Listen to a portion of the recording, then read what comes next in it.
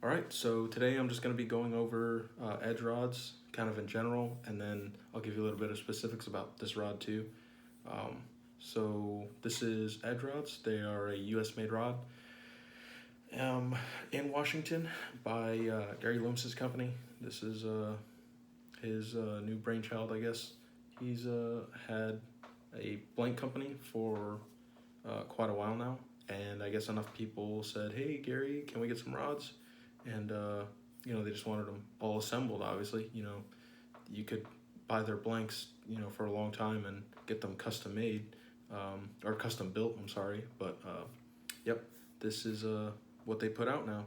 They are direct to manufacture now only. Direct to manufacture. I'm sorry, direct to consumer now, which means they only sell from edge rods to you. You cannot buy them at any stores. You cannot hold them anywhere or any of that.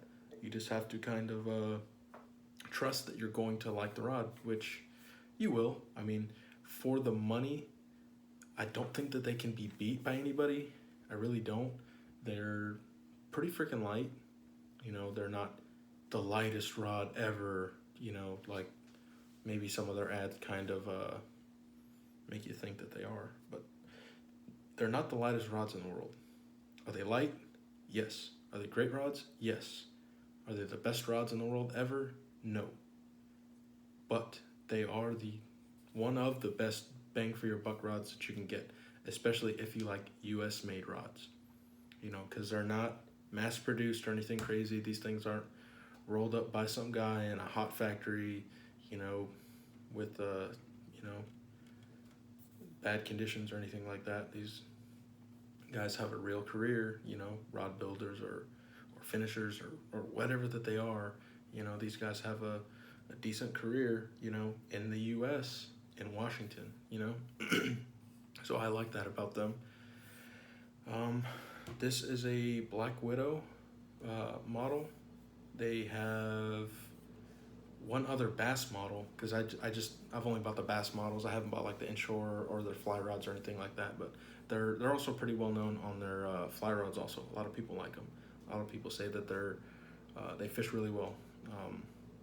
But this is their Black Widow, one of their bass models. They have a First Strike, and this is their Black Widow, which is up until this year was their highest model. They just came out with the Silver Widow, which they're only going to do 200 of them this year or something like that, and those are $400. This one's $350 that you can only order from them, and I think shipping is free. They just charge you some other random fee, which I don't know. It could be for shipping, and they just say it's not. I don't know. Whatever. It doesn't matter to me. It's only $10, so it's not that big of a deal. The components on these Black Widows are almost the same as the First Strike, minus the handle. I think you get the same reel seat, and then they both come with titanium guides, which is sweet.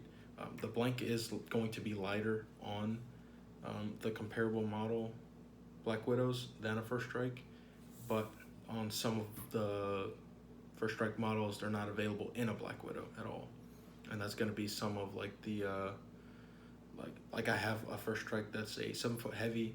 I use it as a frog rod. I like it a lot, but they don't offer that in a Black Widow model at all, which I'm fine with that. That's fine. The First Strike are still very nice. It's a different handle on those, and I think those are tapered. I like those a lot, also, but I like the straight ones too. They feel good too. It doesn't get slippery if it gets wet. I fished it in the rain. I fished it with fish gunk on my hands and all that, and they're not slippery. I know some people say, "Oh, they're super slippery." No, they're not. They're really not. I fished them in the rain. They're not slippery at all. They're fine. If anything, cork is almost more slippery once it gets soaked. These don't soak. The water just comes off. So they're fine.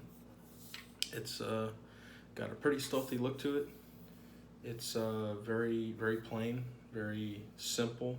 It's just like the dark gray, black on the handle, black on the reel nut, and then the really simple blank, and then just like uh, black threading, or I don't know if that's painted, and then just like a little bit of thread, just like one thread. I don't know if you can see that at all, but like a red thread. I don't know if the black is thread or not, but yeah, it looks pretty good. I like them. The only complaints I have 3 complaints about the rod. After fishing them for a whole year, the only things that I do not like are the fact that this absorbs heat a lot. It gets hot. If it's in the direct sun, it's gonna get hot. If it's not in direct sun, don't worry about it. If you can throw it in if you have a boat, you can throw it in your boat locker or cover it with a towel. If you're walking on the bank, if you can stick it in your bag, or if you just hold on to it, you're fine. You're good. Don't worry about it. They do get hot though. Keep that in mind. If you let it sit out in the sun because you're fidgeting with the fish or you're fidgeting with a bait or whatever, when you go and grab it, it's hot. It's hot. I'm in Texas. It's not that hot here, but yeah, this will get hot. The other gripe I have is with this. It's your responsibility to know if you tighten this down enough, it will damage your reel seat. Or I'm sorry, reel foot. It will damage it, guaranteed. I've already damaged 2 of my reels like that. I did not know until I went to take them off because I was cleaning the reels. And I have a chunk missing from one of them and just a divot in another one. I was upset about that, but I guess it's my fault for tightening it down too hard. So, unfortunately, it is what it is on that. Just know, if you do not have a reel foot protector on there, you will damage your reel. You will. So, put some tape on there, put something on your reel foot, and you won't damage it. Or just don't tighten it down that far. But I would just put something to protect it on it regardless. Literally some clear tape, Scotch tape, anything will protect it. Anything. Something's better than nothing. And then after that, you just don't have to worry about it anymore. The other complaint I have, and why I have this on there, is this hook keeper sucks. I hate them. I do. They're the worst and most wasteful hook keeper on the market, in my opinion. They literally need to just all be thrown in the trash. I hate them. Can't stand them. Because you cannot just slide a hook under like you can with this one. You know, with this one I can just, if I hit it just right, it's easier with, you know, ones like this. You know, you can see that where I can just slide the hook right there and then reel up and it'll hold it in place. Can't do that with, you know, the little, can't do that with the loop one because you have to put the hook physically in there in order for it to hold it, which I don't like. I just want to do it real quick. I just want to stick it on there, reel up, and then, oh, it's good to go. I can set it on the deck or whatever. Not stick the hook right there, potentially scratching my rod, potentially scratching the resin or the rod or whatever it is, you know. I don't want to have to do all that. I just want to be able to stick the hook right there with the hook pointing up, you know, towards the tip, and then not have to worry about it. It'll be fine. Because the other ones, you know, they're still a loop. It's just an L like that. So you can still put the hook inside of it if you need to, like for treble hook baits or whatever. But if it's a frog hook, you don't have to put the hook inside of it like you do with this one. You can just hook it on there. You know, I don't like these. I wish they would use a different one. I've already told them, hey guys, please change this. This one sucks. And they told me, well, these have a purpose. I said, okay, whatever you say. They suck.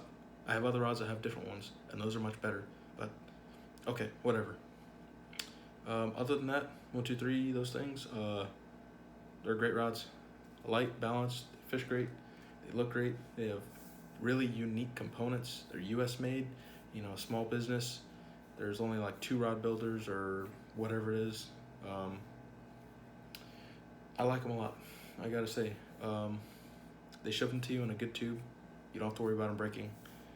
That's always, you know, good to know. It gives you just peace of mind that you're not gonna spend $200-300 on a rod and it shipped to you and be broken when you get it.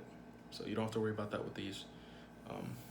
I would suggest that you get one, or recommend, I should say. I would recommend, if you have the money, if you want to try one, buy one. They're cool rods. I like them. For the money, can't really beat them for a US made rod with the components that are on there and everything. I like them a lot. They're very comparable to rods that are $100, $200 more, and they're US made. Small business.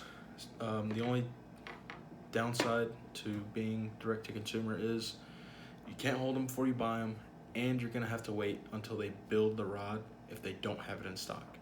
So you may have to wait 2 or 3 months if they don't have it in stock. If they have it in stock, you might get it in 4 to 6 weeks. It's not that bad, right? But yeah, kind of sucks if you have to wait 2 or 3 months. Or I've heard of people waiting 4 or 5 months for rods that were pre-order. Oh, I forgot, they do actually have a new model. I haven't tried it, so I can't tell you if it is good, and it is significantly cheaper than these. I think they're only $150 for their Delta bass rods. They have a bunch of really common bass actions, so I don't think I'll try one, to be honest, just because I'm happy with the Black Widows. I may try a Silver Widow, but the Delta rods they're their best looking rod, if I'm being honest. They look fantastic. For $150, they are the best looking rod out. Far and away the best looking rod. I don't know if they put titanium guides and all that, but they look fantastic. They have far and away the best components you can probably get for $150, because that's competing with like the E6X, which I think their blanks are okay, but they're definitely a step down from their old GL2 rods, which were a little bit more expensive. So of course they're going to be a step down, but regardless, what else? The Bass X, or the St. Croix Mojo Bass, those are not bad. What else? I don't really know much else in that price range, but those Delta rods look really awesome. But I have heard that it's been taking a while for people to get them. So yeah, that's it for this one. If you guys have any questions on these rods, I'd be more than happy to answer. I can give you a pretty accurate weight on them too. If you guys are interested in that, I can tell you. I have the medium heavy Black Widow. Both of those are Black Widows. Medium heavy, and I have a medium light spinning Black Widow, and I have the 7-foot heavy First Strike. Yeah, that's pretty much it. I like them all though, and if you're interested in them, yeah, I would try them. Try one, see if you like it. If you do, order some more. I'm gonna be ordering some of their ultralight ones. Those seem really nice. I'm gonna try one of those out, see if I like it. Maybe order a couple more. All right, guys, I'll catch you in the next video. I might be going over some more rod stuff. We'll see. All right.